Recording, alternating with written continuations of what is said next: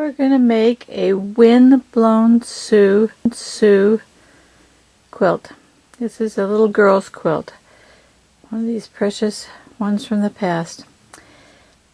I'm going to show you how to do this. First thing we're going to do is take out our pattern. This is a little girl's quilt.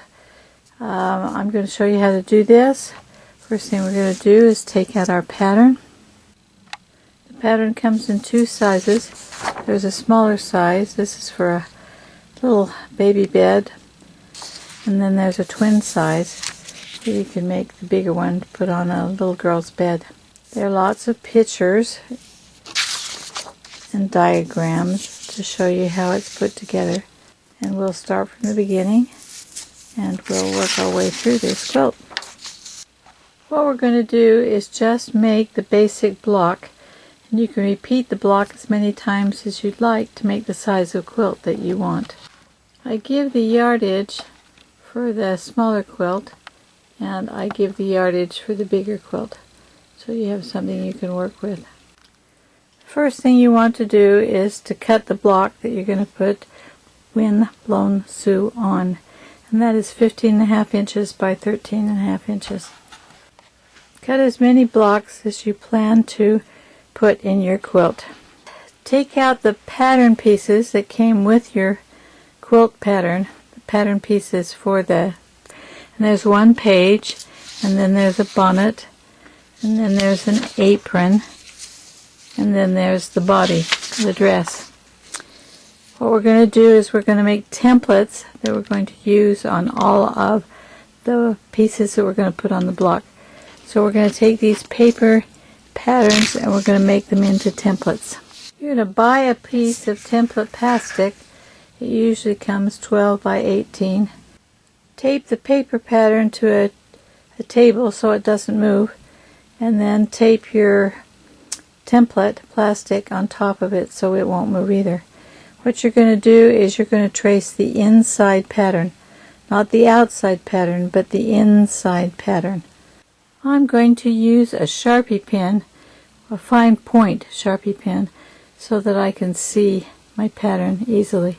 I've now drawn the bonnet onto template paper and I'm going to cut it out. Make sure that you put the dotted lines in so you know where the opening is on your bonnet. There you have the template pattern that you're going to cut out. And there you have your inside bonnet template. Now you need to make the other pieces for the pattern the same way I made this bonnet. You need to make an inside one and an outside one. Take your paper patterns and put them on your printer and push copy. So then you have copies of each one of these patterns. So if anything happens, you haven't destroyed the pattern, you've only destroyed the copy of it. This is the copy I made of the bonnet. I'm just going to cut around it and then I'm going to put it on its base.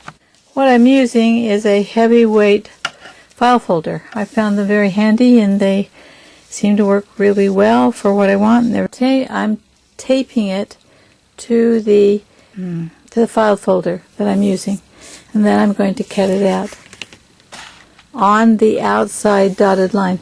Because this is the outside pattern, you want to make sure you just cut on the outside line. So I cut out on the dotted lines, as you can see, and then you're going to take the template that you made for the inside and place it right where it belongs. See how it lines up? And it will give you a perfect 1/4 inch around the outside. And that 1/4 inch is what you will turn to sew. That's what you will do on the cloth, is draw these lines, because that's where you're going to turn it under so that you have something to applicate it down to. Now you need to make the other pieces for the pattern the same way I made this bonnet. You need to make an inside one and an outside one. So once you have your piece, measure lines on your piece, right here, and you glue it together, and then you cut out the center And then you take a legal file folder or something big on cardstock. Legal file folder works real well. And you cut out a block that's 13.5 by 15.5. This is the size of your cloth block. And you take the piece that you cut out and you center it on your block and you trace it, and then you take it off and cut out so you have an image. This is what you use on your block to put your pieces down. It will help you to place your pieces. This is your guide A, and then you take guide B, which fits inside guide A, and it will help you to place your arm. Now you've created your 2 sets of templates, your outside set and your inside set. Let's begin with the shoe. Take the outer template, put it on the wrong side of your cloth, and trace around it. I used a white pencil because it shows up better on the black. Then you take your inside template and space it in the middle. Now remember, this has got to go all the way to the top, between the two. Okay, look at your pattern. See, you're going to put it all the way to the top. So look at your pattern. This is where you're going to put it, all the way to the top, and balance it around the outside. Okay, got that? Then trace that in place. The next step is to cut out the shoe on the outside, all the way around. Cut out your shoe on the outside piece, not the inside, but the outside label.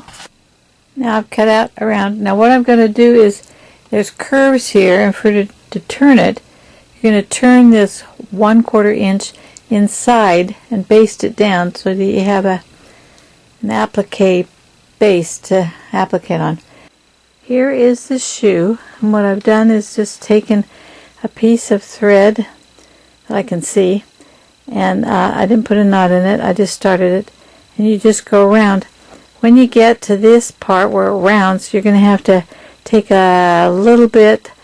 You don't really gather, you just step over a piece of fabric and step over a piece of fabric and step over, but it gathers it, and on the other side it's smooth. You're not gathering, you're getting a smooth feeling. So you go all the way around the shoe on the outside. You don't do the inside because the inside will go underneath the pantaloon. So there you have your shoe, and it's simple. You just go stitch around it 1/4 inch. You turn the fabric where you see the line that you drew with the inner piece. Put the inner piece down, and where you drew the line is where you're going to turn the stitching. We pulled out the stitches and put our little shoe in where she goes, right there. And you can put a pin in it, and you can applique it down if you want to around the outside. The stitches only helps you to turn the edge. There's the shoe. Okay, the next thing we're going to do is the pantaloon. This is the pantaloon pattern. You trace it, then you get the inside, and you put it down right up against the edge. Remember? Right up against the edge, 1/4 inch around, and you trace it. See the dots? You trace it, and then you're going to take the pattern and you're going to fold it on the dots. Just fold it over on the dots. Take a piece of thread and stitch it down. This one has an interesting corner, so I cut it. I went into the corner and I put that one down and then put another one on top of it. I just folded it over. Went down this side. This side I gathered because it was round. You just have to do what you have to do to get the 1/4 inch down all the way around. Okay, that's ready to sew down. Isn't that beautiful? And you put the pantaloon right above the shoe.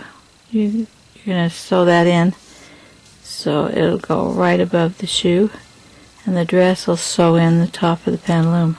Continue on making each individual piece. You're going to baste your 1/4 inch, kind of ease it as your curves, kind of ruffle it a little bit, ease it in. You're going to go around 1/4 inch all the way around the dress. When you get to the end, sew that piece up and then turn, you're going to turn a corner. That will turn it under, see, so it matches the other corner, and then keep going 1/4 of an inch up the rest of the side. You can press it really, really good. Put it down and it goes over the pantaloon. You can pin it down and sew it in place. When you're turning the edge on your dress, when you get around, you'll flip, see? Flip one, cut up one, and then flip the other one over it. When you get up into the point where the ribbon goes, go straight up and then stop. Then make a nick in here, and then start again. Leave this blank. Don't turn this at all. Just make your nick and turn this side and go on up, because your your neck ribbon will cover this. Next thing is your ribbon or your tie that goes around your neck. This one's a little tricky when you turn the edges. You trace your 1/4 inch so you have a mark to turn on. You can see it when you turn it, whether you're on or you're off. This one's a little bit tricky. When you do it, I started down this side and I went to the edge, and then I turned it and brought the other piece on top of it, and then I went down. This one, the curve is a little wider than I could settle. I had to make a little stitch there. You would get creative. When you get to the other end, again, it's this end and that. You have to do this in 3 parts when you get to these points. You have to go inside with one, then bring it up. You have a point that comes down here when you fold it over. Bring your point up and then fold the other one over it, and then go on up to your point. When you get up here to the top, there's nothing you can do but make a small slice, go up, stop, and start again on the other side. Again, you come to the point, you go down, it'll point out, you fold it up, and then you fold the other edge over it. So you have a 3-point fold here. I made another little curve cut here. This is edge over edge, and then we went up to the top. The ribbon and the hat.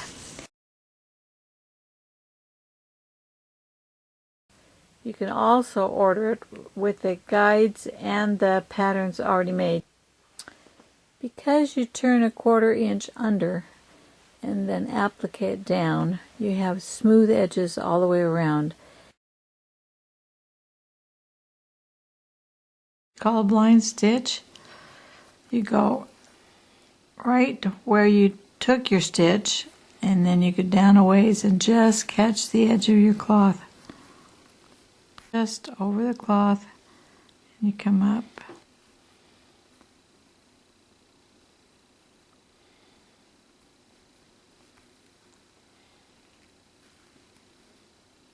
You go around it the same way.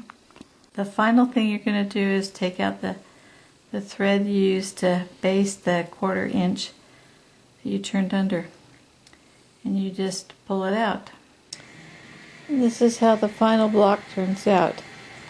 You take the stitching carefully out from around the edges as you applique it down. When you're through, you have a lovely little Windblown Sue quilt block.